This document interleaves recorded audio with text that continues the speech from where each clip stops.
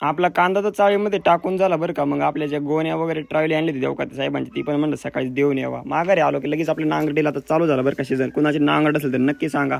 तुमचा भाऊ इन 100च्या स्पीडनी बरं का. आपल्या ना कडवळावरती पण तणनाशक मारावं म्हणलं, कारण ना कांदा हार्वेस्टिंगमुळे इतका टाईमच नाही भेटला की कडवळाच्या वरच गावात जायला लागले. तो भाग वेगळा आहे.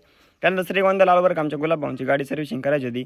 मग इथं आपलं आईसाहेब ऑटो गॅरेज आपले कोठारे बंधू यांच्याकडे आलो बरं का. गुलाबभाऊंच्या गाडीचं इंजिन काम निघावं असे माझी अपेक्षा होती, पण त्यांचं फक्त सर्व्हिसिंगच करायची होती बरं का. तेव्हा पण लटक लावून बघत होतं जसं काय त्याचं खरंच इंजिन काम निघणार आहे. काय अडचण नाही म्हणलं, चला थंडगार भिंडगार पाजारा. मग काय मस्त वेगळी गाड्याने मसाला ताक पाजला 20 रुपयाचा, आणि लई किंमत केली बा माहिती मी मसाला ताक पाजून. माघारी आलो श्रीगोंद्यावरून. आमच्या भाया मामाची ना नांगरड वगैरे चालू होती. म्हणलं चला उल सगळं तिथे जाऊन क्लिप काढून यावा. तेव्हा पण आता लई दिसत नांगरडीला झुपलाय बा. म्हणलं कवा नांगराचा ना काही उरफाट नांगरी, ते काय टेक्निक आहे काय माहिती मला. म्हणलं बांधलं माती लागत नाही तशी.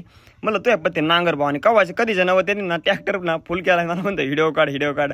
अरे म्हणलं तसलं मी रोज फुल करीतो, फक्त सध्या पैसा नाही तेव्हा भाग वेगळा. जाऊ दे म्हणलं, तो दाखवतो. लिंब गाले आलो अगं बदल्याची लिंब ना घरी नेते खायला बरं का. आणि याला माहितच नाही व्हिडिओ काढते, असं लाजला गडी. आयला पण बरं आहे बा, 100 रुपये बाजार आहे, घरी लिंब न्यायला पाहिजे बदल्याची खायला, काय विषय नाही त्यामध्ये. त्यानंतर मित्रांनो तांदळीची पण यात्रा होती ना. आमच्या भाईमामाच्या मित्रांनी त्याला जेवाय बोललं होतं, म्हणजे तसं भाईमामालाच बोललं होतं. पण गुलाब भाई मी पण गेलो बरं का. आणि तिथं गाईचं गोठा आहे त्या मित्राचं बरं का. तिथं पण आपला बंगुल सगळं बसलो जेवण वगैरे केलं. दुसऱ्या दिवशी भाईमामा आपला कुठं बोंबलं थिंडो तिकडं मला लावलं होतं कडळ बरं नेव. म्हणलं बरं आहे बा आता काय. मग येताना गाड्याने मस्त थंड भिंड आणलं बरं का. थंड भिंड पेलो, त्याचं 2-3 बारे पण मारले. आपला देवांशन ती आले तर आता भाईमामाचे भाचे तिथं एकदा खेळू लागायला.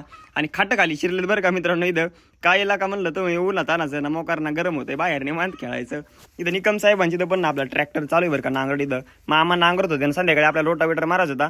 इथं डायरेक्ट 3 एकरामध्ये पूर्ण रोटावेटर मारला बरं का जगताप सरांच्या ह्याच्यामध्ये. कांदा पण ना चांगला नव्हता बरं का मित्रांनो, बी पण खोटं लागलं होतं. काही जाऊ द्या, जे आहे ते आहे. आता तिथं बघा ना तुम्ही ट्रॅक्टर इतका धुराळा बसला होता सकाळी. म्हणलं जरी धुराळ नाही काढला मोकार नाक पॅक व्हायचं ट्रॅक्टरचं. मग सगळं झटकून बिटकून घेतलं मस्तपैकी. आणि लगेच ना सकाळ आपलं रोटावेटर जोडून घेतलं दावड्याला ना. सार्थक जामदार यांचे तर रोटावेटर मारत होतं बरं का मस्तपैकी. त्यांनी पण राहणार नांगरून वगैरे ठेवलेले होते, त्यामुळे आता काय विशेष नाही त्यामध्ये. आपला रोटावेटर आहे ना मित्रांनो 5.5 फुटी बरं का. आणि 2000 रुपये एकरी आपण असे पैसे घेतो. आणि मस्तपैकी ना दाबून रोटर हाणला बरं का. आपण ना कधी ना लिव्हर वर घेतच नाही. रोटावेटर लावला की लावून शकतो. ती रील काढायची मित्रांनो, घेरच नाही पडला. काही नाटकं करायचे आपले, पण ते काही जाऊ द्या जुळलं नाही. नेक्स्ट टाइम नक्की तयार करू. बाच्याला पण आणलं इकडे पप्पू भाऊंकडे. मग मस्तपैकी म्हणलं दाढी कटिंग करावं. दाढी नव्हती करायची, म्हणजे कटिंगच करायची होती.